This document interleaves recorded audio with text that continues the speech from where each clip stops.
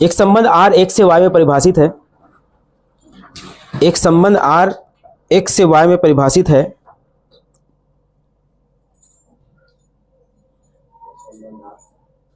x से y में परिभाषित है, तथा R इज इक्वल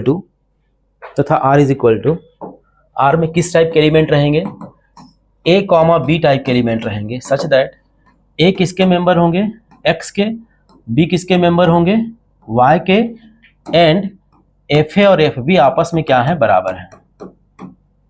FA और FB आपस में क्या है, बराबर है।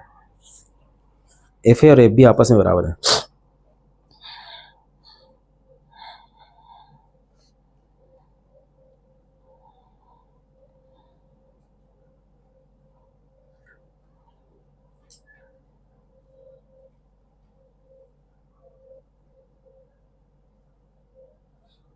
तो ऑप्शन है, पहला लिखेगा T1 है,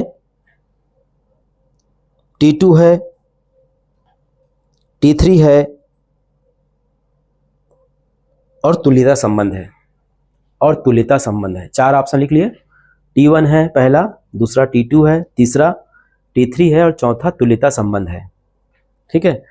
अब जैसा कि आपको मालूम है कि हमारा जो पहला T1 होता है वह क्या होता है कि कोई भी एलिमेंट A और A के लिए, है ना, A और A के लिए क्या होना चाहिए, फुलफिल होना चाहिए, खुद के साथ संबंध होना चाहिए। तो संबंध के लिए नियम बना दिया इसने, क्या नियम बना दिया, FA और FB बराबर होने चाहिए, यही नियम बनाया ना। तो अगर मैं A और B दोनों के A लेता हूं तो क्या मिल जाएगा, ये FA is equal to FA, दोनों आपस में बराबर दिख रहा है, मतलब मेरा T1 तो है। सहमत हो, नहीं है समझ में, किसी को दिक्कत हो तो बताना भाई। आ गया। T2 का मतलब क्या होगा, T2 का मतलब आप देखो, T2 का मतलब जैसे हम लेते हैं A कॉमा B, है ना, A कॉमा B लेने का मतलब रिलेशन में कब होगा, जब FA और FB के बराबर होगा। सहमत हो कि नहीं, क्वेश्चन को हमको पढ़ना आना चाहिए भाई। ठीक है। तो इसका अपोजिट भी होना चाहिए, अपोजिट होना मतलब क्या होगा, B कॉमा है, तो इसको ले लेते हैं, क्या होगा, FB is equal to FA, दोनों इक्वल दोनों एक जैसा दिख रहा है कि नहीं, चाहे दो बराबर उधर दो करो या इसको दो किधर ले आओ उधर कर लो, बात समझ में आ रहा है कि नहीं आ रहा है ना। राम बराबर श्याम करो या श्याम बराबर राम को, बराबर तो है ना जी। मतलब ये क्या हो रहा है, ये क्या सत्यता है इसमें, तो T2 मैंने यस कर दिया। क्लियर हो रहा है कि नहीं। अब 30 नहीं आएगा समझ में, आपको दिक्कत है, हाँ हाँ जी, अच्छा। T3 क्या होता है, T3 जो होता है A कॉमा B, है ना, A कॉमा B कहां पर है, A कॉमा B हम मानते हैं, A कॉमा B क्या हो जाएगा, FA is equal to FB। सहमत हो कि नहीं।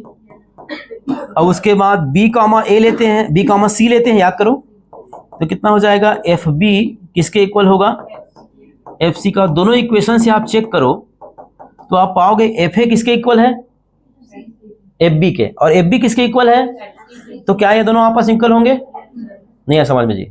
इधर देखो, x equal to Y equal to Z, x y की इक्वल है, y z की इक्वल, निश्चित रूप से x इसके इक्वल होगा, z की इक्वल होगा। मतलब यहां से मुझे क्या मिल जाएगा, देखो ध्यान से, A कॉमा C रीजन क्या दे रहा है, FA is equal to FC, मतलब ये T3 है। ठीक है। अब ये तीनों ऑप्शन है, तीनों ऑप्शन, लेकिन चौथा ऑप्शन क्या है, तो हमारा आंसर क्या आ जाएगा, हमारा आंसर क्या आ जाएगा, तुल्यता संबंध, हमारा आंसर आ जाएगा तुल्यता संबंध। ठीक है, तुल्यता संबंध।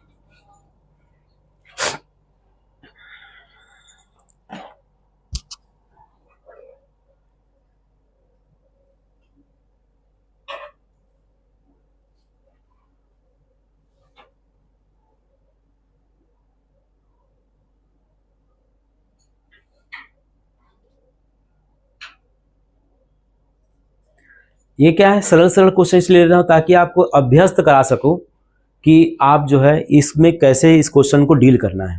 ठीक है। इसके बाद धीरे धीरे थोड़ा टफ क्वेश्चन भी लेना चालू करूंगा। अभी मैं धीरे धीरे आपको क्या कर रहा हूं, एक उसमें लाने का प्रयास कर रहा हूं। ठीक है, रिदम में। चलिए नेक्स्ट क्वेश्चन लिखिएगा। ये थोड़ा सा अलग क्वेश्चन है, देखिए। पूर्णांक संख्याओं z से एक संबंध r इस प्रकार परिभाषित है। पूर्णांक संख्याओं z से एक संबंध r इस प्रकार परिभाषित है।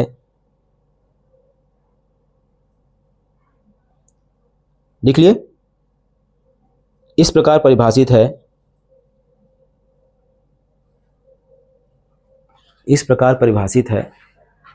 अच्छा, क्वेश्चन नंबर कौन सा होगा?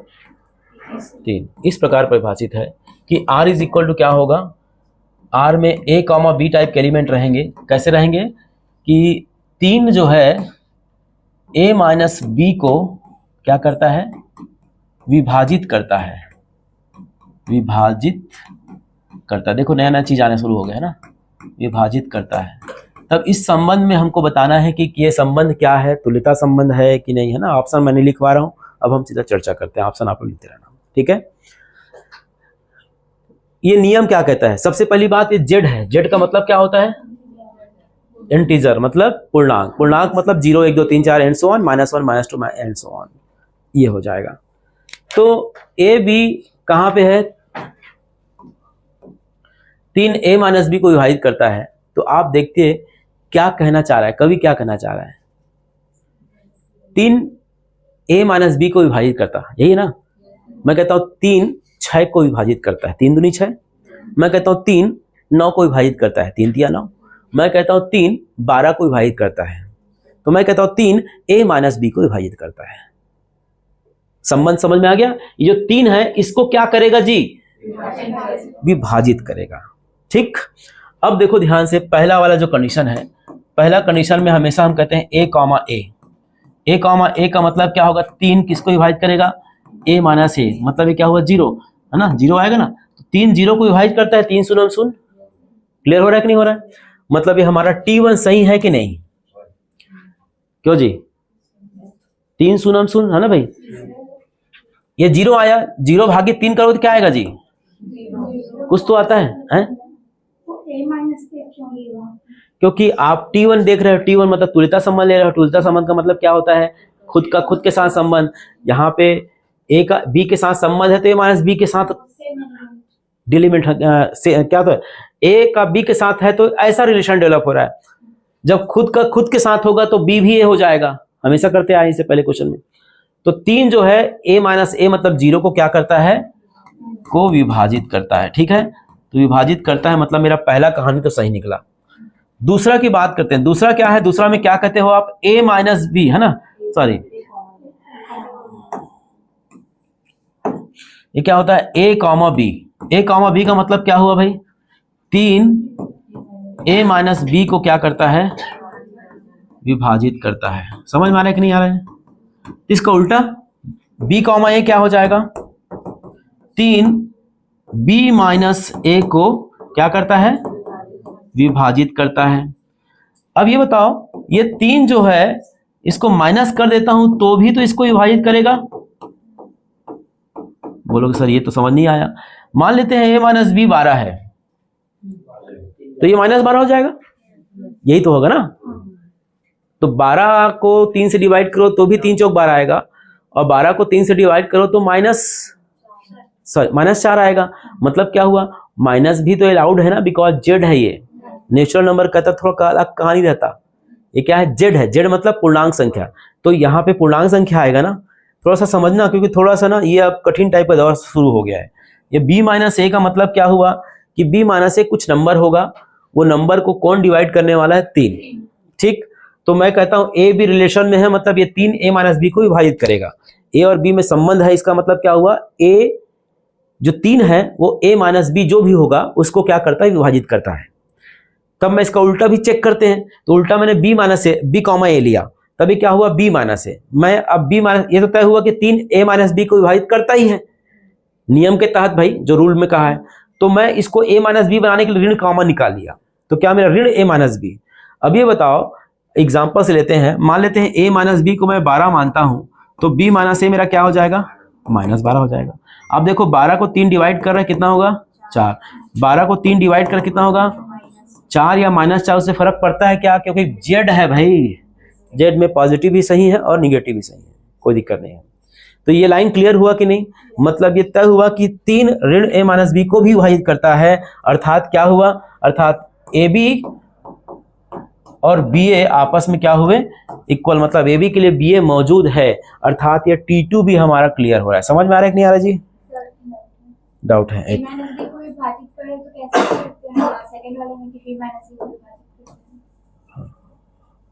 एक मिनट ना, चलिए मैं T2 की बात करता हूँ। चलो ये है T2। हाँ आप बताइए क्या बोलते हैं? a माइनस बी को विभाजित करते ऊपर नीचे में हम कैसे लिख सकते हैं कि b माइनस c को विभाजित, ये वाला नीचे में कैसे लिख सकते हैं? b माइनस c को विभाजित करते हैं, है ना। देखो सबसे पहली बात, एकदम दिमाग खुला रखिए। हमारा नियम क्या कहता है? यदि ए बी है तो वहां पर बी ए होना चाहिए। T2 का मतलब क्या होता है? अगर एक्स वाई है तो उसका वाई एक्स भी होना चाहिए।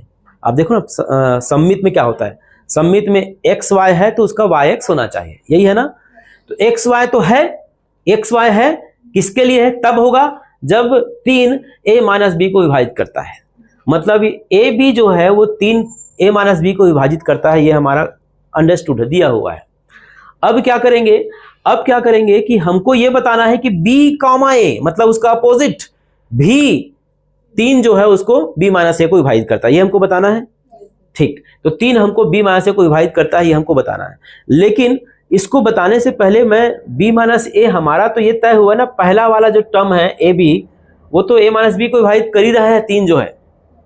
तो मैं a माइनस बी इसको बना दूं b माइनस ए को, तो मैंने बनाया ना माइनस करके, देखो ध्यान से, माइनस करके क्या बनाया? a माइनस बी बनाया। और मैं एक एग्जाम्पल समझाया आपको कि सपोज ये 12 है तो 12 3 जो है 12 को डिवाइड करेगा, तो इसको माइनस कॉमन निकालेंगे तो माइनस 12 हो जाएगा। ये क्यों जी? ये माइनस 12 हो जाएगा। और माइनस 12 जो है वो क्या मिल जाएगा आपको? इसमें 3 चौक 12, माइनस 4 आ जाएगा। तो कुल मिला के माइनस 4 रहे या 4 रहे, विभाजित करने का मतलब यह है कि अगर विभाजित में पूरा का पूरा 4 ही आए ऐसा नहीं है, वो माइनस 4 भी आ सकता है कि विभाजित वाला जो पॉइंट है वह जेड में है साथियों, पहले ही लिख दिए हो आप, है ना। तो अब समझ में आया? अभी भी डाउट है? a माइनस बी डायरेक्ट लिख दिया ना, वहां पे विभाजित करते हैं। नहीं a माइनस बी, हाँ नहीं 3 b माइनस ए को, जैसा कि ये नियम है ना, ये वाला 3 b है, 3 b माइनस ए के लिए हमने उसको डिस्क्राइब किया।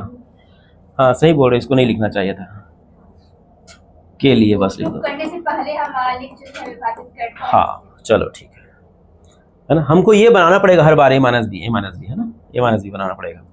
अब क्या हो जाएगा जी? नेक्स्ट कौन सा है? ट्रांजिटिव। ट्रांजिटिव क्या होता है?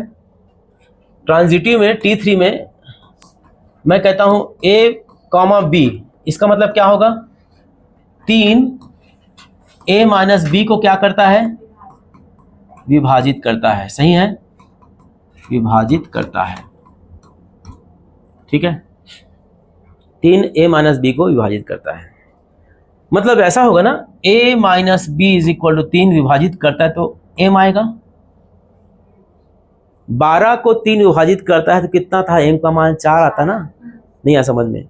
ये 3 इसको विभाजित करता है, इसका मतलब क्या होगा? a माइनस बी को भाग देंगे 3 से तो कुछ ना कुछ अवयव आएंगे, और ये m कहाँ पे रहेगा? z में रहेगा। नहीं आ समझ में आया? जैसे पहले, इससे पहले में 4 आता था, ऋण 4 आता था, वो कहाँ का था? z का था। अच्छा, a minus B upon 3 is equal to क्या मिल गया? m, मतलब a minus B is equal to कितना हो गया? 3m। ये लाइन समझ में आया कि नहीं? Equation number 1। दूसरा, b कॉमा c के लिए क्या हो जाएगा? 3 b माइनस सी को क्या करता है? विभाजित करता है। इसका मतलब क्या हुआ कि b माइनस सी को अगर मैं 3 से डिवाइड करूं तो कुछ अवयव मिलेगा जो n होगा, उसे -4 मिला था, याद करो। तो b माइनस सी को डिवाइड करने से मुझे n मिलेगा, मतलब b माइनस सी क्या मिल जाएगा हमारा? 3n। ये समीकरण नंबर क्या मिल गया? 2। ये क्लियर हुआ कि नहीं? इन दोनों को जोड़ देते हैं साथियों, 1 और 2 को जोड़ते हैं, एडिंग 1 and 2, 1 + 2, तो कितना मिल जाएगा? चेक करो तो, a minus B plus b minus C is equal to 3m + 3n। तो ये b और b कट जाएंगे ना, और a minus C is equal कितना होगा? 3m + n। ये 3 कहाँ जाएगा? a माइनस सी 3 कितना हो जाएगा m प्लस n, मतलब a माइनस सी को मैं 3 से डिवाइड कर रहा हूं तो कुछ अवयव मिल रहा है। यहाँ पे क्या है, कुछ ना कुछ अवयव मिल रहा है। मान लो m को डिवाइड करने से m का मान 3 है, n का मान 4, 4 3 7 मिलेगा, प्लस में है तो मतलब a माइनस सी को कौन विभाजित कर रहा है जी, है ना, 3 किसको विभाजित कर रहा है, a माइनस सी को विभाजित कर रहा है। और यही तो AC है, चेक कर लो, AC जो है यही तो AC है ना। इसको हमने क्या लिया था, AB, कहाँ गया ये AB और ये BC, तो हमको AC के लिए हमने प्रूफ कर दिया।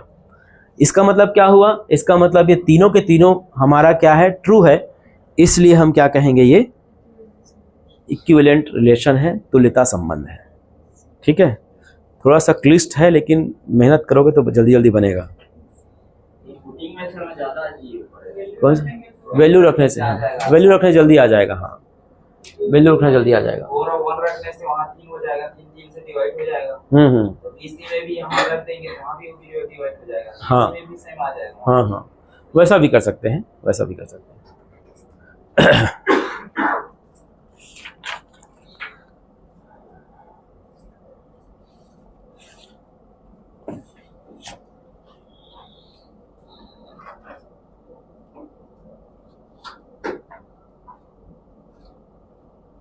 इससे पहले वाला लिख लिया था क्या, मैं आगे आ गया था, इससे पहले वाले करूं क्या?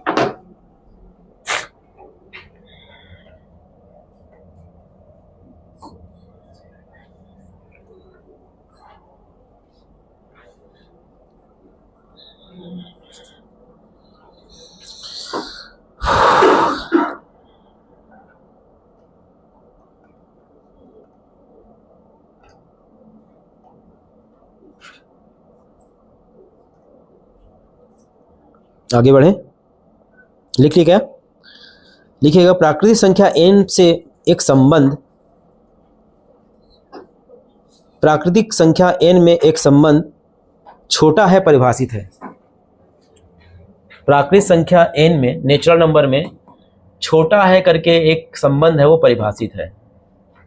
ठीक है, तब T1 T2 T3 या तुल्यता संबंध के विषय में बताइए, है ना, क्या होगा तुल्यता संबंध। केवल इतना ही क्वेश्चन है, मतलब एक क्वेश्चन पूछा है कि ये T1 है क्या, T2 है क्या, T3 है क्या, या तुल्यता संबंध है क्या, है पूछ रहा है ये।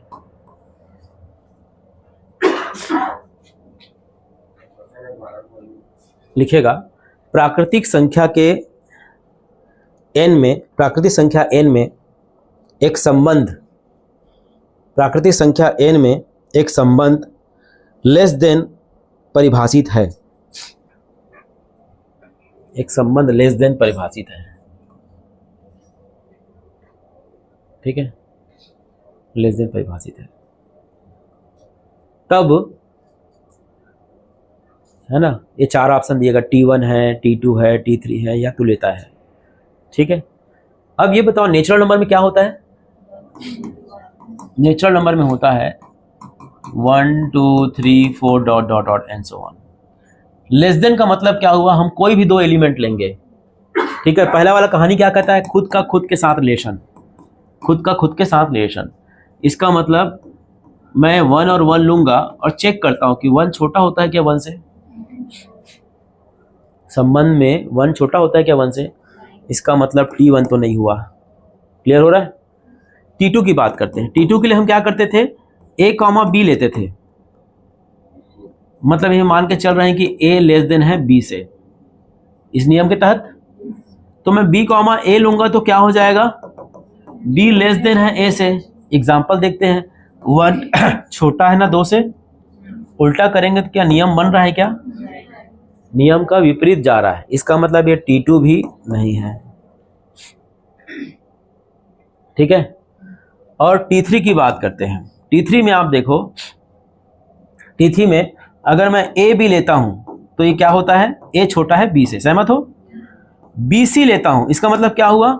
B छोटा है C से, तब मुझे AC लेना पड़ेगा। AC के बारे में यहीं से डिसाइड हो रहा है, देखो ध्यान से। A छोटा है B से, B छोटा है C से, मतलब निश्चित रूप से A C से छोटा होगा। एग्जाम्पल, 1 छोटा है 2 से, 2 छोटा है 3 से, तो निश्चित रूप से ये 1 3 से क्या होगा जी? छोटा होगा। तो इस प्रकार से ये T3 भी हो गया। मतलब कुल मिला के हमारा आंसर क्या आ जाएगा? T3, बाकी सब ये नहीं आएंगे, है ना। नोट कर लीजिए।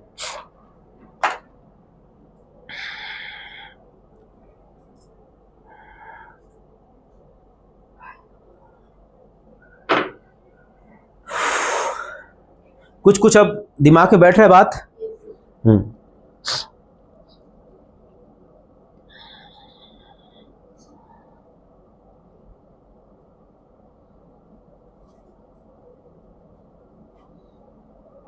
एक क्वेश्चन जो आपके एग्जाम में आया है 2019 या 23 में, नोट कर लीजिए। माना कि एक संबंध R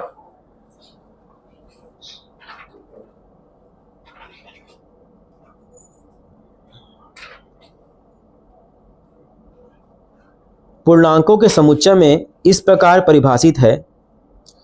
ये क्वेश्चन एग्जाम में आया भाई ना, आपके एग्जाम में। इस प्रकार परिभाषित है, माना कि एक संबंध R पूर्णांकों के समुच्चय में, पूर्णांक मतलब समझ में ना, Z है ना, के समुच्चय में इस प्रकार परिभाषित है, इस प्रकार परिभाषित है, इस प्रकार परिभाषित है, A रिलेटेड टू B, है ना, ऐसा लिखना। A B के रिलेशन में है, A रिलेटेड टू B, यदि और केवल यदि, यदि और केवल यदि A और B दोनों, है ना भाई, A और B दोनों ना तो सम हो और ना ही विषम हो, ना तो सम हो और ना ही विषम हो, तब संबंध R होगा,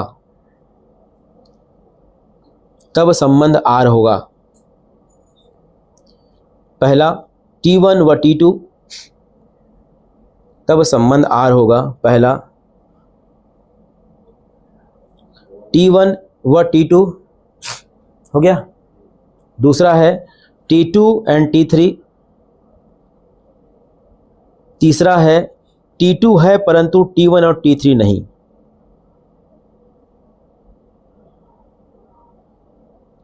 T2 है परंतु T1 और T3 नहीं। ठीक है, ये क्वेश्चन एग्जाम में आपके आया हुआ है ना, थोड़ा ध्यान देना। A और B दोनों ना तो सम है और ना ही विषम है, थोड़ा समझना बात को। मतलब A और B में A, B टाइप के एलिमेंट रहेंगे। ये दोनों के विषय में बात कर रहा है, A और B दोनों के विषय में बात कर रहा है कि दोनों ना तो क्या है और ना ही, मतलब इस रिलेशन में आप 2 नहीं रख सकते, 1 नहीं रख सकते, समझ में आ रहा ना, 3 नहीं रख सकते ना, दोनों ना तो एक साथ क्या हुआ, सम हुआ, ना ही विषम हुआ। हाँ, अपोजिट रख सकते हो। तो रियल नंबर में मैं अगर मान लिखना चाहूँ 1 2 लिख सकता हूँ क्या, एक सम है एक विषम है। फिर क्या हो जाएगा 2 3 लिख सकता हूँ क्या, फिर क्या लिखूंगा 3 4, है ना, दोनों बोला है, दोनों एक साथ क्या ना तो सम होगा ना ही विषम, तो मैं ऐसा एलिमेंट उसमें रख सकता हूं। लाइन समझ में आया कि नहीं? अब मेरा पहला नियम क्या कहता है बेटा?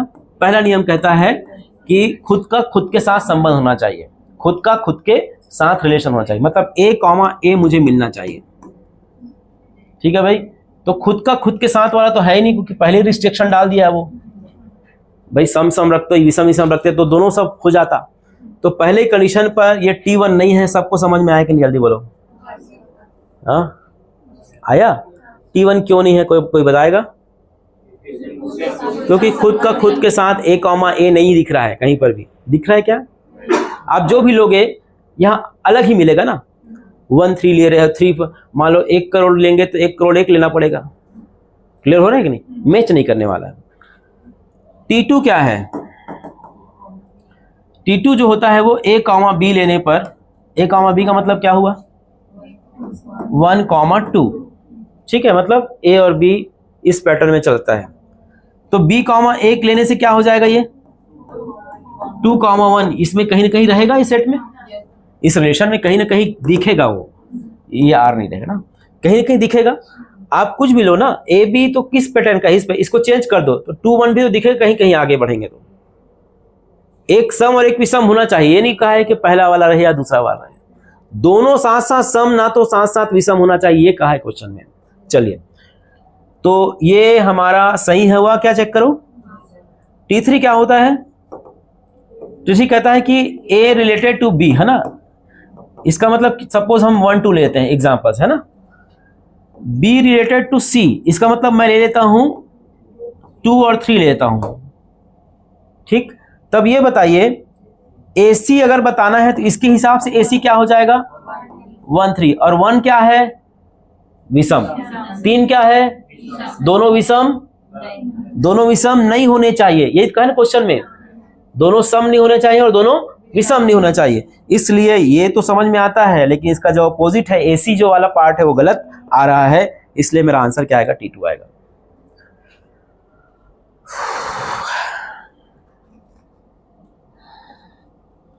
सर इसमें आप 3 ऑप्शन बता सकते हैं? इनमें से कोई नहीं। इनमें से कोई नहीं।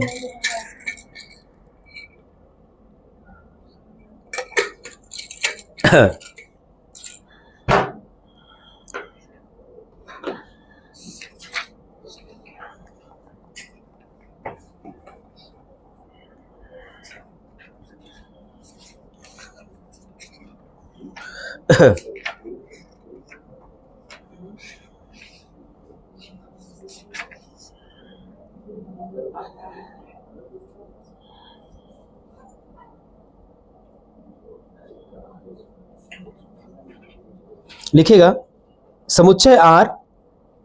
अगला क्वेश्चन लिखेंगे, समुच्चय R निम्न प्रकार से परिभाषित है। समुच्चय R निम्न प्रकार से परिभाषित है। R में A कॉमा B टाइप के एलिमेंट रहेंगे, और वो कैसा रहेगा? A square plus B square equal to 1। A square plus B square equal to 1।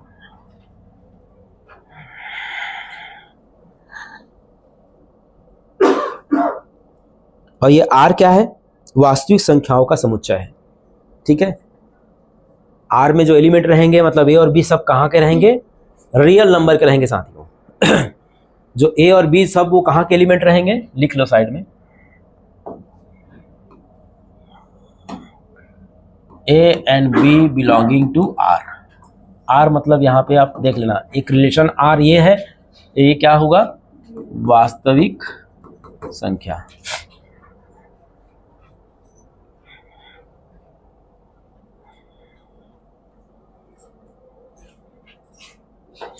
लिख लिए? परिभाषित है, तब संबंध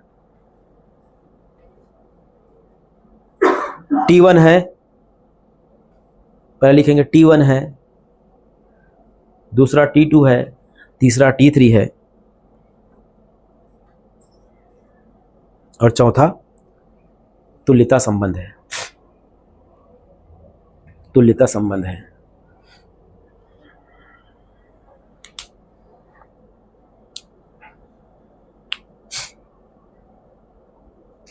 स्वतुल्य, स्वतुल्य में क्या बताते हैं भाई, जल्दी बोलो। स्वतुल्य में क्या होना चाहिए, a कॉमा a, है ना भाई। a कॉमा a का मतलब क्या होगा कि a का वर्ग और a का वर्ग जोड़ने से 1 आना चाहिए, तो 2a का वर्ग इक्वल टू 1। एक एग्जांपल लेते हैं, सपोज मैं a लेता हूं 1 ले लिया, कुछ भी ले सकता हूं, रियल नंबर रियल नंबर में है, तो 1 का वर्ग और 1 का वर्ग कितना होता है, ये 2 होगा। 2 1 के इक्वल होगा क्या, इसलिए सेटिस्फाई नहीं करता, तो T1 यहाँ पे सेटिस्फाई नहीं करता। सबको समझ में आया कि नहीं, एक बार फिर से बताऊं क्या। यहाँ पे देखो a कॉमा a है ना, तो मतलब a square plus a square इसके नियम के तहत 1 होना चाहिए, तो 2a स्क्वायर इक्वल टू 1। मैंने एक एट रैंडम कोई एलिमेंट लिया जो वास्तविक संख्या का, चाहे 1/2 ले लो या निगेटिव ले लो, √2 ले लो, जो लेना ले लो, क्योंकि r है, समुद्र है।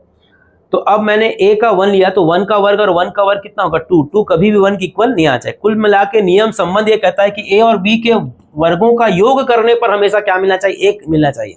ये संबंध है, लेकिन खुद के साथ अगर रिलेशन डेवलप करते हैं तो a का वर्ग प्लस a का वर्ग कभी भी 1 के बराबर तो नहीं आने वाला है। नहीं आया समझ में, आ गया। दूसरा क्या कहता है साथियों, a कॉमा b का मतलब क्या हुआ, a square plus b square क्या होगा, 1 होगा। ठीक है, तब b कॉमा a क्या हो जाएगा, b square plus a square is equal to 1। क्यों जी, अगर मैं a इज इक्वल टू क्या लेता हूं, 1/√2 ले लेता हूं, और b इज इक्वल टू -1/√2 ले लेता हूं, तो क्या होगा चेक करते हैं। 1/2 plus 1/2 equal to 1, 2/2 equal to 1, 1 is equal to 1, पहला कंडीशन। दूसरा कंडीशन इसमें लेते हैं, तो b की जगह पे -1/√2 लूंगा और a की जगह पे 1/√2 लूंगा और इक्वल टू 1। इसका भी मेरा 1/2 होगा, इसका भी मेरा 1/2 होगा, ये भी 1 होगा। दैट मीन्स 2/2 इक्वल टू 1, मतलब 1 इज इक्वल टू 1। अर्थात उसको हम अलग करके a square plus b square equal 1 करो तो भी हमको मिलता है, और b square plus a square करो तो भी हमको मिलता है। a और b की वैल्यू हम एटेंडम r से कुछ चुन लिए हैं, और चुन के देखते हैं तो पता चलता है कि हमारा जो ये दोनों एलिमेंट और ये दोनों योग करने पर 1 मिल जा रहा है। एग्जाम्पल बाजू में है, ठीक है। तो इसलिए जो है हमारा आंसर T2 है। T3 क्या है भाई, T3 क्या बोलते हैं, T3 कहता है A रिलेटेड टू B, है ना। A रिलेटेड टू B का मतलब क्या हुआ, a square plus b square is equal to 1। b related to c मतलब क्या हो जाएगा, b square plus c square is equal to 1। तब इनके माध्यम से हमको बताना है कि a square plus c square भी क्या होता है, 1 होता है। इसको हम कुछ नामकरण ले लेते हैं ना, इसको कुछ वैल्यू कर लेते हैं जो 1 देता हो, ठीक है। कुछ वैल्यू ले लेते हैं जो 1 के ऊपर दिए, है ना। 1/√2 ले लेते हैं, और क्या लेते हैं, एक तो 0 1, ठीक है। 0 1 लेने से 1 को अलग हो जाएगा ना। और फिर इधर c को क्या लोगे, फिर नहीं तो 0 0 इक्वल हो जाएगा ना, ये 0 0 इक्वल हो जाएगा ना जी, ठीक है। रूट में कुछ लेते हैं, रूट का एक एलिमेंट ले लिए हैं, 1/2 √3/2 लिख लीजिए। 1/2 √3/2, 1/2 √3/2, है ना। a की वैल्यू हम लेते हैं 1/2, b की वैल्यू √3/2 और c की वैल्यू -1/2। ये ऐसा इसलिए लिया गया ताकि मैच करते बने। मैच करते बने मतलब समझ में आ रहा है, इन दोनों को जोड़ने से आपको 1 मिलना चाहिए। जैसे अभी आप ट्राई कर रहे थे ना 1 और 0 रख में, 1 का वर्ग तो 1 इक्वल हो रहा है, लेकिन यहाँ पे 1 के बाद 0 हम नहीं रख सकते ना, कुछ और एलिमेंट रखेंगे। तो 1 के बाद प्लस हम कुछ एलिमेंट करते हैं, मान लो 5 करते हैं, तो 1 5 26 हो जाएगा, 26 1 इक्वल तो होगा नहीं। तो 1/2 √2 भी लेते हैं तो भी हमारा रिजल्ट 1 की, मतलब कुल मिला के नंबर क्यों लिया गया पता है, आप चेक करोगे तो पाओगे a square plus b square equal 1 का मतलब चेक करते हैं 1/2 का स्क्वायर प्लस √3/2 का स्क्वायर, चेक करो कितना हो जाएगा, 1 होगा। ऊपर 3 धन 1 4, नीचे में 4 4 4 कट के 1 आएगा। इसको चेक करते हैं कि 1 आता है कहीं पहले, तब हम जो सही लिए हैं लेकिन नहीं लिए, समझ में आ जाएगा। √3/2 का स्क्वायर और प्लस -1/2 का स्क्वायर इज इक्वल टू 1। ये माइनस प्लस कर देगा वर्ग जो है, और ये भी हमारा 4 आ रहा है, 1 आ रहा है। मतलब ये हमने जो ए बी सी का मान जो लिया है वो करेक्ट है, नियम संगत लिया है। अब मैं ए बी सी में ए और सी को चेक करूं, अगर वो 1 देता है मतलब मेरा T3 है, और 1 नहीं देता है मतलब मेरा T3, तो मैं चेक करूंगा कौन सा, ए और सी को, ए और सी को। तो ए और सी के लिए क्या हो जाएगा, a इज इक्वल टू 1/2 और c इज इक्वल टू -1/2। ठीक है भाई, तो कितना हो जाएगा 1/2 का स्क्वायर प्लस -1/2 का square is equal to 1, 1/4 plus 1/4 equal to 1, 2/4 equal to 1, 1/2 equal to 1। हो सकता है क्या, मतलब मेरा T3 नहीं है। ठीक है, तो इसका रिजल्ट क्या आ जाएगा, केवल T2।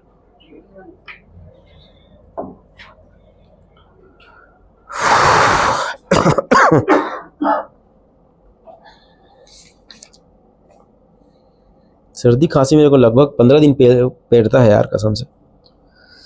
एक बार हो गया ना तो जाने का नाम ही लेता है, घर का लेता है। कुछ है दवाई, कुछ बताओ यार सब लोग, हैं? अरे वो सिरप तो पूरा दरुहा बना देता है वो।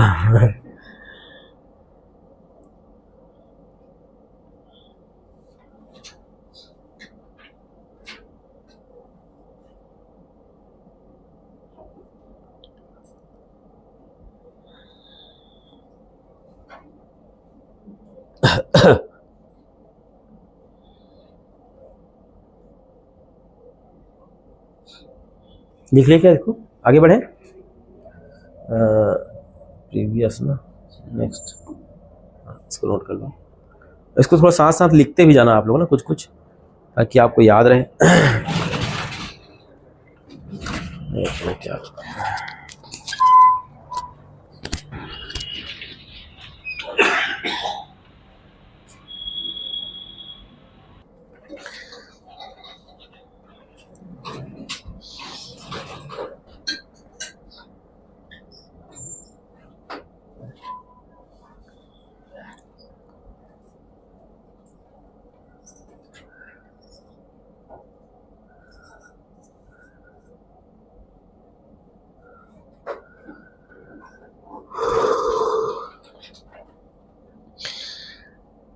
एक संबंध है, लिखिएगा, सिद्ध कीजिए कि संबंध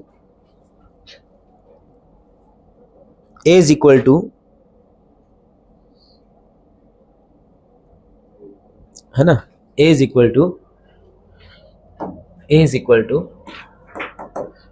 A जो है ना, A में X टाइप के एलिमेंट है ना, A में X टाइप के एलिमेंट है, और X कहाँ के मेंबर हैं, Z के मेंबर है। Z मतलब जानते हो क्या होता है, हाँ, और ये Z जो है ना, ये ऐसा होगा बोल रहा है, उसमें एक नियम बता दिया कि 0x < 12, मतलब x की वैल्यू हम 0 से 12 ही ले सकते हैं। ठीक है, x की वैल्यू 0 से हम 12 ही ले सकते हैं। तब एक संबंध R है, R क्या है, R है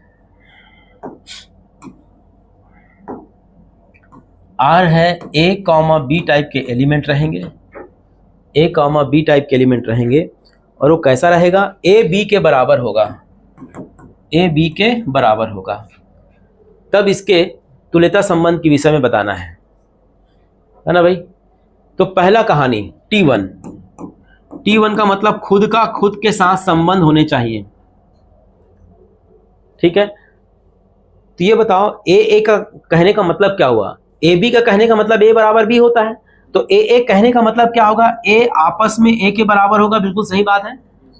ठीक, T2 का मतलब क्या हुआ, A यदि B के बराबर है, ध्यान देना, A यदि B के बराबर है मतलब इस नियम के तहत क्या हो जाएगा, ऐसा हो जाएगा। B और A को अपोजिट कर दो तो ये क्या हो जाएगा, B इज इक्वल टू, ये दोनों आपस में इक्वल ही रहेंगे, डिफरेंस तो रहेगा नहीं, इसलिए T2 भी है, T1 भी है ना। T3 में क्या हो जाएगा, A अगर B के इक्वल है मतलब A is equal to B, B यदि C के इक्वल है मतलब B is equal to C। ठीक है, तब A C के इक्वल होगा कि नहीं, चेक करो, ये C के इक्वल होगा, वैसी नियम के तहत A इज इक्वल टू क्या होगा, C।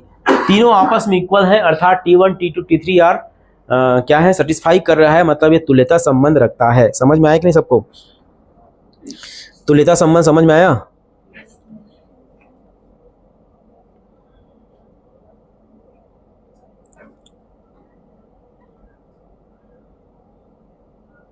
सर तो वहाँ पर जो सेट दिया है ए, तो उसका क्या मतलब हुआ? आर से ही होगा।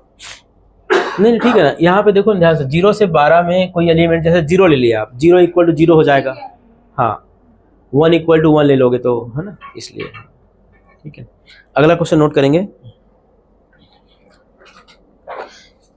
किसी कॉलेज के पुस्तकालय की समस्त पुस्तकों के समुच्चय ए में, किसी कॉलेज के पुस्तकालय के समस्त पुस्तकों के समुच्चय ए में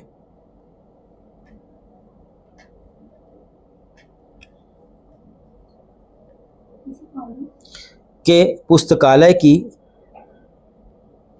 समस्त पुस्तकों के समुच्चय ए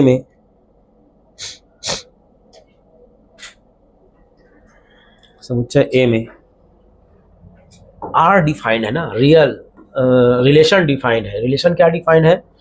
ये डिफाइंड है आर इज इक्वल टू, उसमें एक्स कॉमा वाई टाइप के एलिमेंट रहेंगे, एक्स कॉमा वाई टाइप के एलिमेंट रहेंगे, और एक्स तथा वाई में पेजों की संख्या समान है। एक्स तथा वाई में पेजों की संख्या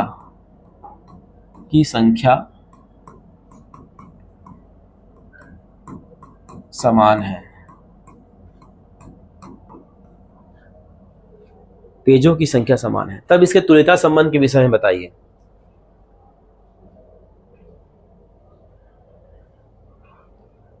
तब इनके तुल्यता संबंध के विषय में बताइए।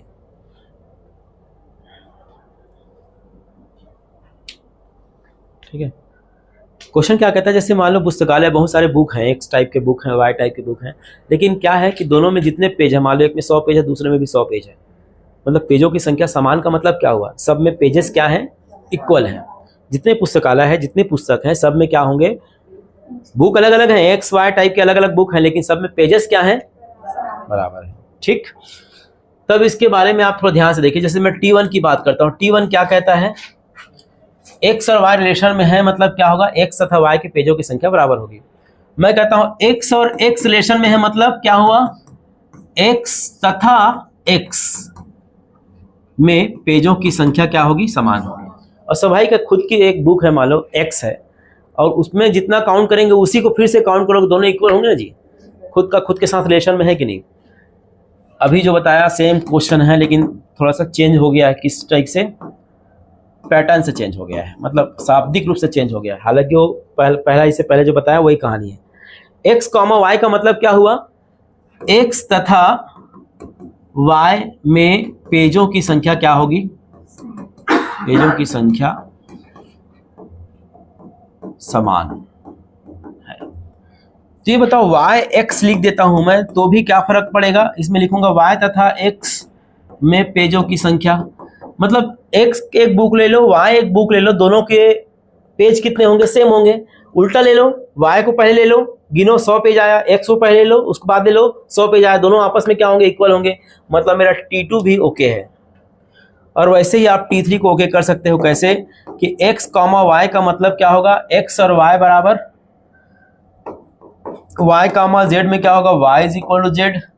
तो एक्स कॉमा जेड क्या होगा, स्वाभाविक है कि ये एक्स और ये जेड आपस में क्या होंगे, मतलब ये तो शुरू में ही कह दिया है कि सभी बुकों के पेजेस जो हैं आपस में इक्वल हैं। जितने भी प्रकार के एक्स और वाई प्रकार के अगर बुक हैं तो सब के पेजेस क्या हैं, आपस में इक्वल हैं, समान है। इसका मतलब क्या हुआ, इसका मतलब ये जो है क्या है जी, तुल्यता संबंध है।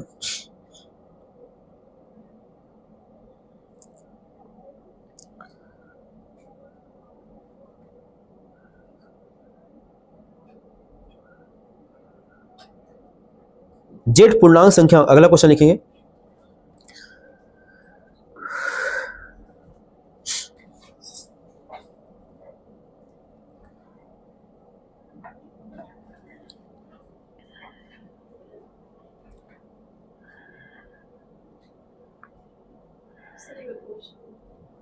क्वेश्चन लिखवाऊं, कौन सा क्वेश्चन, ये वाला, हाँ लिखिए। जेड पूर्णांक संख्याओं का समुच्चय है, तब संबंध आर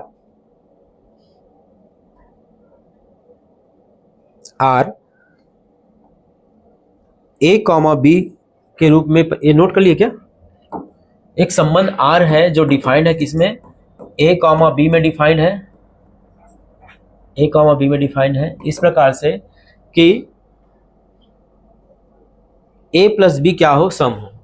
और ये ए और बी कहाँ एलिमेंट है, जेड में, जेड जानते हैं क्या होता है, और ए प्लस बी क्या है, सम है। मतलब दो एलिमेंट मैं लेता हूं और क्या होना चाहिए, वो सम होना चाहिए। ठीक है, ए और बी में जो जेड के मेंबर है, जेड मतलब पूर्णांक संख्या के मेंबर हैं, और हमारा शर्त ये कहता है, नियम ये कहता है कि दोनों को जोड़ने से क्या मिलना चाहिए, सम मिलना चाहिए। क्यों जी, सम मतलब क्या होता है ना, ठीक है, जीरो को भी शामिल किया जाता है, याद रखना। तो यहाँ पे T1 की बात करते हैं, तो T1 क्या हो जाएगा, जैसे मैं खुद का खुद के साथ लेता हूँ, तो ये क्या कहता है, a प्लस ए कितना होता है जी, 2a। किसी के सामने 2 लग गया और a कुछ भी रहे, वो सम ही होगा। और कुछ भी क्या, a का मान z ही रह सकता है, z मतलब 1 2 3 -1, ये जो भी रहेगा, मतलब ये सम होगा कि नहीं, ये पूछना चाह रहा हूं मैं आपसे, होगा। तो मेरा पहला नियम फुलफिल हुआ। T2 क्या कहता है, a कॉमा बी का मतलब हुआ कि a और b क्या है, सम है, दोनों को जोड़ने से क्या मिलेगा, सम। ठीक है, जैसे मान लो 2 धन 4 मैं जोड़ा, कितना आया, और 4 धन 2 करोगे तो कितना आएगा, उल्टा कर लो, b कॉमा a कर लो, तो भी मुझे क्या मिल रहा है जी, सम मिल रहा है। इसका मतलब क्या हो जाएगा, T2 भी मेरा ओके है। T3 की बात करते हैं, a कॉमा b का मतलब क्या हुआ, a प्लस बी क्या मिला आपको, सम, है ना भाई, a प्लस बी क्या मिला आपको, सम, मतलब इसकी वैल्यू सम है ना। उसके बाद b कॉमा सी लेते हैं तो क्या हो जाएगा, b प्लस ए भी क्या मिलेगा आपको, सम, b प्लस ए भी क्या होगा, सॉरी b प्लस सी ना, b प्लस सी भी आपको सम मिलेगा। ठीक है, अब हमको a प्लस सी को सम बताना है, कैसे करेंगे,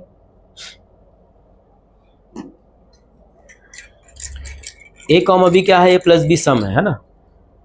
एग्जांपल ले लेते हैं एक क्वेश्चन, चलो सम वाला 3 एलिमेंट लो जल्दी से।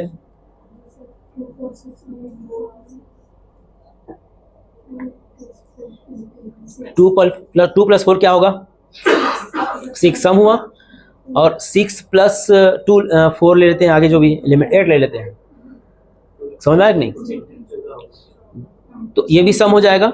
मतलब उस नियम से मैं क्या इसको फुलफिल कर सकता हूं, नहीं आया समझ में, थोड़ा सा समझिएगा, इसको मुझे क्या बताना है, सम बताना है। तो मैं कोई एलिमेंट लेता हूं जेड का, आपने कहा कि सर क्या लेना है, जल्दी बोलो, 2 और 4 सम है ना, दोनों जोड़ने से सम आ रहा है, इसलिए लिया है, नहीं तो नहीं आता ये आर में किस टाइप के एलिमेंट आएंगे, आर में आएंगे ऐसा वाला एलिमेंट, 2 4 है ना भाई, 4 3 4 6, जिसको जोड़ने से हमको क्या मिले, 4 4, जिसको जोड़ने से हमको क्या मिलना चाहिए, सम मिलना चाहिए। विषम आएगा, विषम वाला आएगा क्या, नहीं। तो ये 2 4 लिया, सही किया क्या, और 4 8 लूंगा, या 4 जो भी लेना है, 4 6 लूंगा तो भी मैं सही किया, क्योंकि उसमें रहेगा रिलेशन में, दोनों को सम क्या आना चाहिए, योग करने से सम आना चाहिए।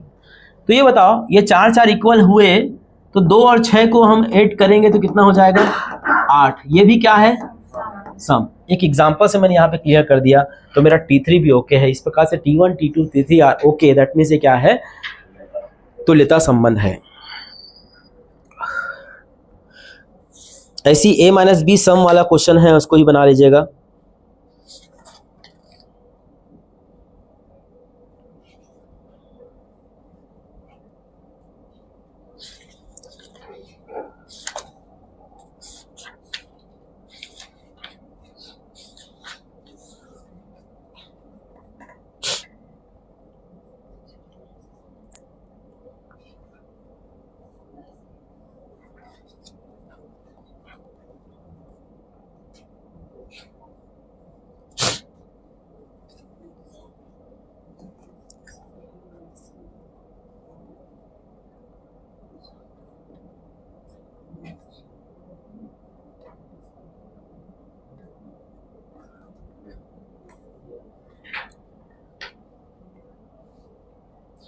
हो गया।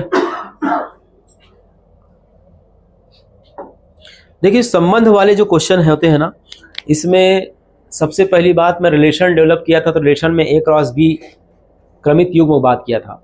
क्रमित युग्म के बाद ए और बी का क्रॉस प्रोडक्ट कैसे निकालती है मैं समझाया था। क्रॉस प्रोडक्ट निकालने के बाद उसके डोमेन क्या होते हैं, रेंज क्या होते हैं, ये मैंने बताया था। डोमेन और रेंज बताने के बाद फिर मैंने आपको बताया था कि संबंध अलग अलग प्रकार के होते हैं। उसमें एक बताया था यूनिवर्सल सार्वत्रिक संबंध बताया था, एक रिक्त संबंध बताया था। याद आ रहा है कुछ? क्यों जी एकदम आश्चर्य देख रही काएगा है ना। और मैंने आप लोगों को बताया था कि उसके बाद हम लोग क्लास 11 की कहानी थी, फिर क्लास 12 की कहानी में आ गया केवल सिर्फ और सिर्फ तुल्यता संबंध है। तुल्यता संबंध से ही आप एग्जाम में क्वेश्चन आते हैं। तुल्यता संबंध में 10-12 क्वेश्चन जितना भी क्वेश्चन आप लिया हो उससे मैं क्लियर कर पाया हूँगा आप लोगों को कि तुल्यता संबंध में एक्चुअल में मेन चीज़ क्या है। मेन है खुद का खुद के साथ संबंध, मतलब वो क्या है, सम्मित, खुद स्वतुल्य है। पर ए अगर बी के साथ रिलेशन में है तो उल्टा भी रिलेशन में होना चाहिए, बी ए के साथ रिलेशन में होना चाहिए, है ना भाई। मतलब 2-4 अगर योग सम आ रहा है तो 4-2 का भी योग सम आना चाहिए, तभी तो हम उसके एक्सचेंज जो है वो इक्वल हैं कहेंगे। तो ये रिलेशन एक होता है, इसको हम सम्मित कहते हैं। सम्मित के बाद मैंने आपको बताया ट्रांजिटिविटी। ट्रांजिटिविटी में अगर ए बी के रिलेशन में है, मतलब 2 और 4 का योग सम आ रहा है, 4 और 6 का योग सम आ रहा है, तो इसका पहला और इसका अंतिम 2 और 6 का योग भी क्या आना चाहिए, सम आना चाहिए।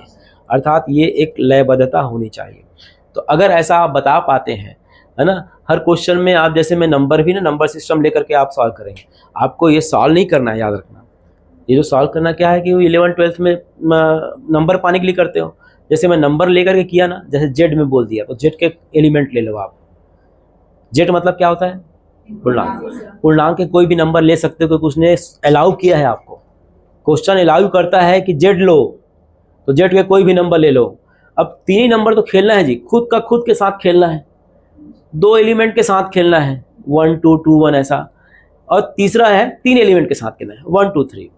तो आप कर सकते हो, कोई एक एलिमेंट ले लो खुद का खुद के साथ, कोई 2 एलिमेंट लो, उसमें से जेड में से कोई भी मान लो 2 और 4 निकाल लिए।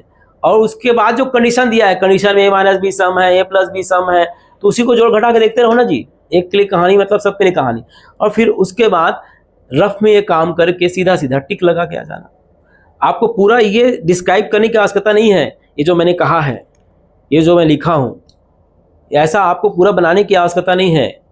आप क्या करेंगे, नंबर्स अगर कहता है नेचुरल नंबर है तो नेचुरल नंबर के कोई भी नंबर उठा लेना 3 ठो, और उस 3 नंबर के साथ खेल देना आप, ठीक है।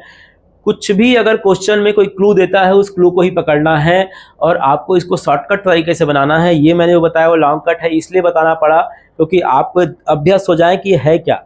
मेरा उद्देश्य है कि इसका सिस्टम आपके दिमाग में डाल दो कि भैया तुल्यता संबंध जब आपको आए, और आया है एग्जाम में भाई, है ना। एक नंबर बहुत बड़ी बात है, एक नंबर आया है समुच्चय में, एक नंबर आया है संबंध में, है ना। 2 नंबर मैं खत्म कर दिया हूँ, 98 के लिए संघर्ष करने वाले हम लोग। बात समझ में आए कि नहीं? ठीक है, 6-7 दिन 8 दिन की क्लास में मैं 2 नंबर पढ़ा पाया हूँ अभी तक। और पढ़ाना कितना है, 98 नंबर और पढ़ाना है मुझे, ठीक है। मेहनत आप लोग करिए, थोड़ा संख्या बढ़ाइए ताकि मेरे को मज़ा आए, एनर्जी आए, है ना, थोड़ा बूस्टअप हो, तो वो थोड़ा सा मज़ा आएगा पढ़ाने में, है ना।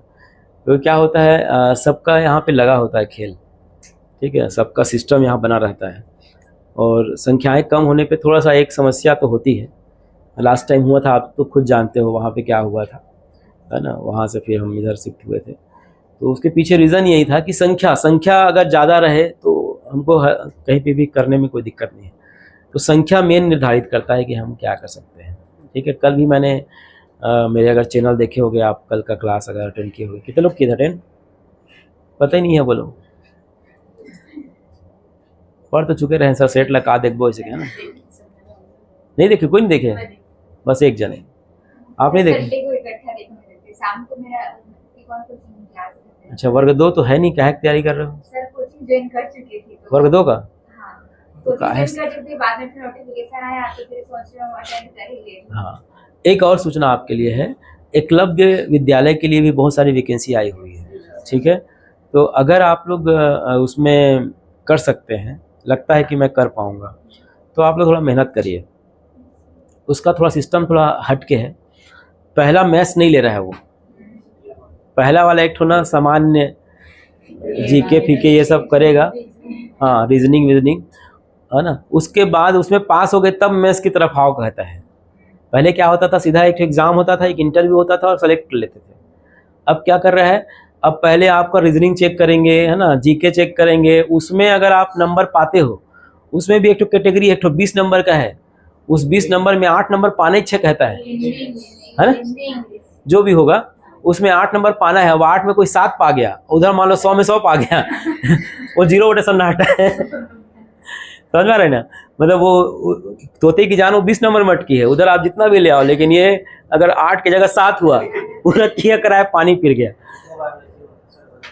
हाँ उसमें लेकिन अलग-अलग सब्जेक्ट है पिछले बार। अच्छा। पिछले बार में अलग एक सब्जेक्ट में आप 8 ले आओगे, तभी से मतलब आप तो क्वालीफाई हो गए। देखो हमारा उद्देश्य है नौकरी पाना, ठीक है। उद्देश्य क्या है, क्यों बैठे हो आप यहाँ पे, इंगेज होना है कहीं पर, ठीक है, इंगेज होना है ना, मतलब कहीं ना कहीं हमको अपने बल पे खड़े होना है, यही तो कहानी है ना, ठीक है।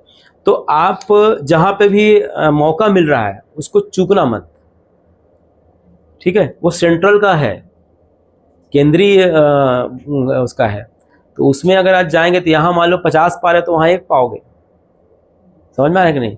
वेतन भी डबल तिबल रहेगा, ठीक है, घर भी मिलेगा आपको, बंगला मिलेगा, सब कुछ मिलता है उसमें, है ना। गुरुजी लोग को अच्छा ट्रीट करते हैं, यहाँ थोड़ी छत्तीसगढ़ सरकार जाओ मुर्गी गिन के आओ, उनके घर में कितना ठो है, बन जाओगे तो गिनोगे हंसो मत, हम लोग गिनते हैं वो सब छोड़ यार, रिकॉर्ड होते हैं पढ़ा रहे हैं कहीं, है ना, कहीं तो पढ़ा रहे हैं, ठीक है। तो हम लोग का ना कहीं ड्यूटी, जनगणना भी आ रहे हैं, नया कहानी घर घर जाके कतका लेका, कतका नोनी, कतका बाबू, है ना। मुर्गी उर्गी तक भी काउंट होता है, पता है उसमें, पता मुर्गी कितना है ना, गया मतलब पूरा घर का स्कैनिंग करना पड़ेगा, ठीक है। तो हाँ उसमें आपके वहाँ पे लग जाएगा, तो ये सब नहीं करना पड़ेगा, आपको सिर्फ पढ़ाना है ना। मस्त ठसके से 4 प्लेट पढ़ाओ, उसके बाद चुपचाप घर में आके मंजिला बजाते रहो, जो भी है, टीवी देखो या जो करना है, ठीक है। तो कुल मिला करके आपके पास एक अवसर है, फॉर्म भरने का शायद डेट आ चुका है क्या, तो फॉर्म तो डाल ही दीजिए, है ना, पहला काम तो कर ही दीजिए, है ना। उसके बाद की बात देखा जाएगा, एग्ज़ाम देने जाना है नहीं जाना है वो आपके ऊपर है। फॉर्म डाल के ना रख लीजिए और थोड़ा सा मेहनत करना चालू करिए, उनका सिलेबस निकाल लीजिए। सिलेबस निकालने के बाद जो आपको लगता है कि मेरा वीक है उसको कंप्लीट करिए। और मेरा पार्ट जो है सेकंड में आएगा, पहला फेस आप पार करोगे ना, जैसे मारियो होता है ना, टुडुन ऐसा वाला, उसे पहला पार करता है, उसके बाद फिर वो आगे जाता है, फिर एक ठो गड्ढा आता है, उसमें गिर जाता है ठीक है। अगर थोड़ा सा ज़्यादा हो रहा करो, उसको मैनेज करो तो फिर ऊपर उड़ता है। तो वैसी टाइप का पहला पड़ाव पार करना पड़ेगा, ठीक है। एक गड्ढा आएगा फिर 8 नंबर वाला, फिर उसके बाद उसको पार करोगे तो फिर आप जो है मैथ्स की तरफ आओगे, उसको भी आपको पार करना है। तो मेरा पार्ट उसमें नहीं है अभी वर्तमान में, अभी आपको सिर्फ क्या करना है, हाँ। लेकिन चूंकि हम ऑलरेडी व्याख्याता का पढ़ रहे हैं, यही सिलेबस उसमें है पीजीटी के लिए, तो ये सिलेबस आपके काम तो आएंगे ही, ठीक है। आगे जब आप पढ़ ही लेंगे तो काम तो आएगा ही, लेकिन अब जो है थोड़ा सा मेहनत आप लोग उसके लिए करना चालू करिए, अपना 2-3 घंटे का समय, रोज का समय आप। अब वो देखिए दिसंबर जनवरी में ही होता है हाँ जून तक, क्योंकि हाँ जून के बाद ना नए सेशन में अपॉइंटमेंट चाहिए उनको। तो इस बीच में अभी क्या चल रहा है, सितंबर, तो अक्टूबर, नवंबर, दिसंबर, जनवरी, फरवरी, मार्च, अप्रैल, मई, जून, है ना। आपके पास कितने हैं, 9 महीने हैं। इस 9 महीने के भीतर में पूरा खेल करना है हम लोगों को, ठीक है। तो धीरे धीरे मेहनत चालू कर दीजिए। आप लोग पता था कि नहीं ये निकला है करके, हाँ, तो उसको ना पता था तो उसको डाल दो, हाँ, जिसका आता है डालते रहिए, ठीक है। पढ़ तो सभी लिए हो, ठीक है। यहाँ जितने बैठे हैं लगभग सब पढ़ लिए, आप बस छोड़ गए हैं, आप 1 2 3 है ना, आप 4, बाकी सब तो मेरे ख्याल से एक बार कोर्स खत्म कर चुके हो, अब भी नहीं किए। आप बीच में आए थे फिर छोड़ दिए थे क्या, पूरा किए थे क्या, हाँ है आप, हाँ आपका ठीक है। तो मेहनत आप लोग करते रहिए, है ना। और मैं आपसे सजेस्ट करूँगा कि आप लोग जो फॉर्म है उसको फिलअप करें, ठीक है। और जो सिलेबस है उसको निकाल लीजिए और उस सिलेबस के हिसाब से काम करना चालू करिए, है ना। कहीं कोचिंग नहीं करना है तो आपका आजकल यूट्यूब ही अपना दुनिया है ना। जो टॉपिक है उसको टॉपिक को यूट्यूब में सर्च मारोगे तो बहुत सारे हज़ारों लोग लेक्चर देने वाले मिल जाएंगे, ठीक है। ऐसा करके नोट्स बनाना चालू कर दो, है ना। धीरे धीरे करो, ठीक है। अब करना तो पड़ेगा, है ना। ये दिक्कत हो जाएगी मामला, ठीक। मिलते हैं ब्रेक के बाद। कल क्या पढ़ेंगे यार, कुछ देखना पड़ेगा।